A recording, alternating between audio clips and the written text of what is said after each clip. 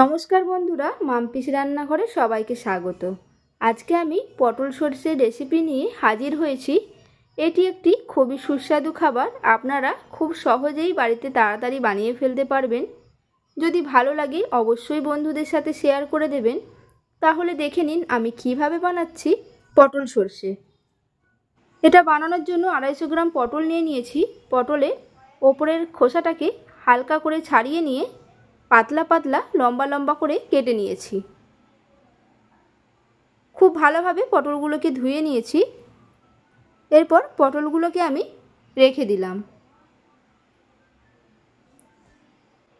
একটা মশলার পেস্ট বানাবো, তার জন্য নিয়ে নিলাম 1 চামচ কালো সর্ষে, 3টে কাঁচা লঙ্কা, অল্প নুন। সর্ষের মধ্যে নুন দিয়ে বাটলে সর্ষেটা তেতো হয় না।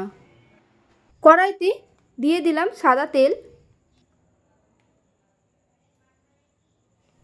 তেলটা ভালোভাবে গরম হয়ে গেলে দিয়ে দিলাম 1/2 চামচ কালো জিরে। ফোড়নটাকে দিয়ে খুব ভালোভাবে নাড়াচাড়া করে নিলাম প্রায় 15 থেকে 20 সেকেন্ড। দিয়ে দিলাম কেটে রাখা পটলগুলো, আর দিলাম 1/2 চামচ নুন, 1/2 চামচ হলুদ গুঁড়ো। পটলগুলোকে এরপর ভাজতে থাকবো মিডিয়াম আঁচে প্রায় 5 থেকে 6 মিনিট। দেখুন পটলগুলোকে আমি একেবারে খুব ভালোভাবে ভাজিনি, হালকা কাঁচা কাঁচা রেখে দিয়েছি। দিয়ে দিলাম বেটে রাখা সর্ষে। বাটিটা ধুয়ে দিয়ে দিলাম অল্প পরিমাণ জল, 1/2 চামচ জিরের গুঁড়ো, 1/2 চামচ হলুদ গুঁড়ো, 1/2 চামচ চিনি।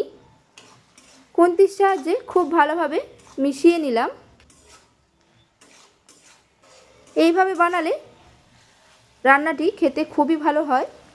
এরপর ঢাকা দিয়ে দিলাম 5 থেকে 6 মিনিটের জন্য মিডিয়াম আছে। 6 মিনিট পর ঢাকনাটা খুলে নিলাম। দেখুন পটল থেকে তেল ছাড়তে শুরু করেছে।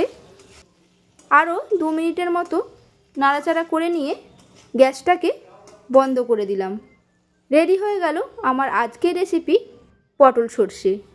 এইভাবে বাড়িতে বানিয়ে দেখবেন, কেমন লাগলো অবশ্যই কমেন্টে জানাবেন। এই রান্নাটি আপনারা রুটি, পরোটা, গরম ভাতের সাথে খেতে পারেন, খেতে ভীষণই ভালো হয়। ভালো লাগলে একটা লাইক করে দেবেন, বন্ধুদের সাথে শেয়ার করে দেবেন। আর নতুন বন্ধু হয়ে থাকলে আমার চ্যানেলটিকে সাবস্ক্রাইব করার অনুরোধ রইল বেল আইকন সমেত।